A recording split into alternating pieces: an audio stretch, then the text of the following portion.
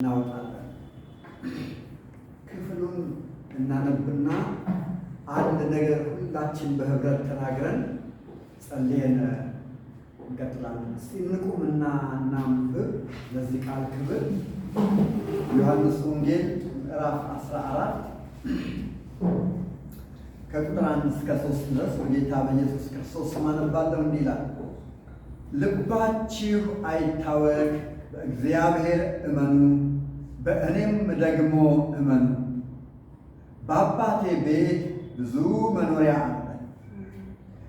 እንዲህስ ባይሆን ባልኋችሁ ነበር። ስፍራ አዘጋጅላችሁ ዘንድ እሄዳለሁና፣ ሄጄም ስፍራ ባዘጋጀሁላችሁ እኔ ባለሁበት እናንተ ደግሞ እንድትሆኑ ለስንተኛ ጊዜ እመጣለሁ? ለሁለተኛ ጊዜ እመጣለሁ፣ ወደ እኔም ወስዳችኋለሁ። አሜን። እንዲህ እንበል ከመጸለያችን በፊት አንተ የእግዚአብሔር ቃል በሉት። አንተ የእግዚአብሔር ቃል የታመንክ ነህ፣ የታመንክ ነህ። እንደተጻፈ እንዳነበብነው እንደሰማነው አንተን ተስፋ እናደርጋለን። አሜን አሜን። ጌታ ሆይ ቃልህን አክብር። አሜን። ይህን ጉባኤ አክብር። አሜን። ተናገረን። አሜን። በፊት የቆመውን ሸክላ ተጠቀም። አሜን። በኢየሱስ ክርስቶስ ስም አሜን። አሜን። አሜን። እግዚአብሔር ይባርካችሁ። አሜን። ዛሬ ልናገርበት ልቤን በጣም የሞላው ቃል አላውቅም ስንቶቻችሁ እንደዛ እንዳላችሁ ልብስ ለብሳችሁ ስትታዩ ሁላችሁም ኦኬ ናችሁ፣ ደህና ናችሁ፣ ፊታችሁ ያበራል፣ ትስቃላችሁ፣ ጥሩ ናችሁ። ውስጥን፣ ደምን፣ ልብን፣ ነፍስን፣ መንፈስን የሚመረምር እግዚአብሔር ደግሞ ስላለ እግዚአብሔር ደግሞ ያውቃቸዋል። ሃሌሉያ። ስለዚህ ልቤን በጣም የገፋው ቃል ተስፋ አትቁረጡ፣ ተስፋ አትቁረጡ። ብዙ ተስፋ የሚያስቆርጥ ነገር አለ። ሰው ለብሶ ሲታይ፣ ሲስቅ፣ ሲናገር፣ ሰዎች ባሉበት ቦታ ሲታይ፣ ሲገኝ ሁሉ ነገር የሞላለት ይመስላል። ልቡን የሚያደምጥ ግን እግዚአብሔር ብቻ አለ። እዚህ ጋር ምዕራፍ 14 ቁጥር 1 ላይ ሲጀምር ልባችሁ አይታወክ፣ ተስፋ አትቁረጡ ነው ያለው። ምክንያቱም ደቀ መዛሙርት ግራ የተጋቡበት፣ ተስፋ የቆረጡበት፣ ያዘኑበት 3 ትልልቅ ነገሮች ነበር።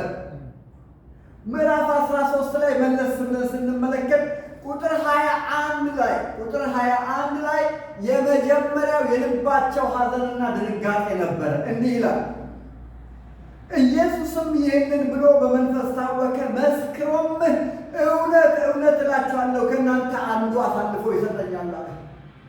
ይሄ ያስደነገጣቸው ነገር ነበር። ሁሉ ነገር ሰላም በሆነበት ቦታ፣ ሁሉ ነገር ደህና በሆነበት ቦታ፣ ሁሉ ተከትለውት ሲገባና ሲወጣ አጅበውት በነበረበት ቦታ ድንገት ተነስቶ ከእናንተ ከ12ታችሁ መካከል አንዱ ይክደኛል ብሎ ኢየሱስ ሲናገር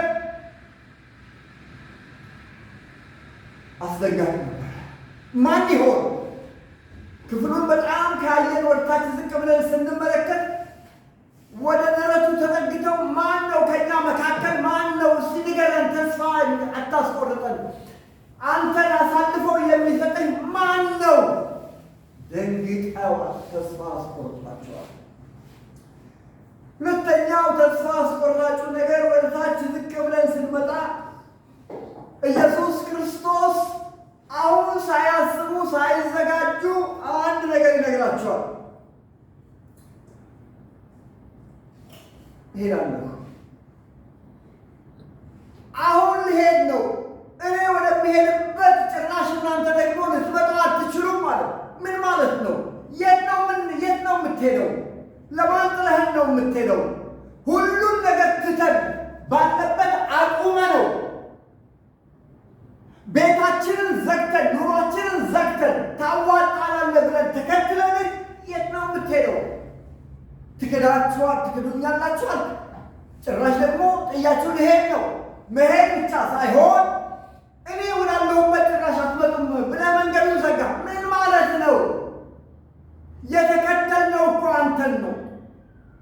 ማቴዎስ ወንጌል ምዕራፍ 19 ላይ ስንመለከት ይሄንን ነበር የሚጠይቁት። ሁሉን ትተን ከተከተልን ዋጋችን ምንድን ነው?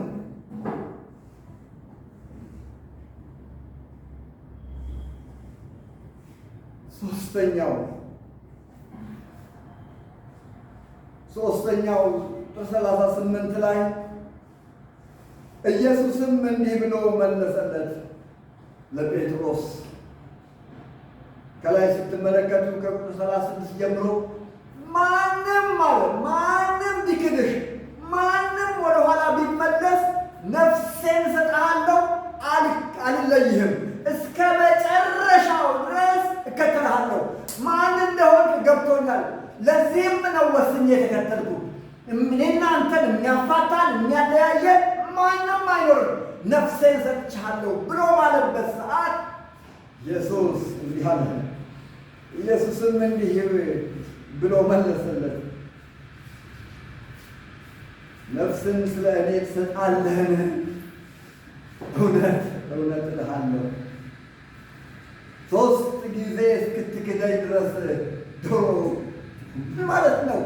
ነፍሴን እሰጥሃለሁ እያለ ቃል እየገባለት ተመልሶ ትክደኛለህ እያለ እኔ ወደሚሄድበት አትመጡም፣ ጥያችሁ ልሄድ ነው ብሎ እንደገና አሳልፋችሁ። ይህ ሀሳብ ግራ ጋብቷቸዋል፣ ተስፋ አስቆርጧቸዋል፣ አዝነዋል። ከሁሉ በላይ ደግሞ ትቻችሁ ልሄድ ነው የሚለው ነገር ከምንም በላይ ልባቸውን ጎድቷል። ስለዚህ ምዕራፍ 14 ላይ ሲጀምር ልባችሁ አይታወቅ፣ ልባችን የማይታወቅ ይሄን ሁሉ ነገር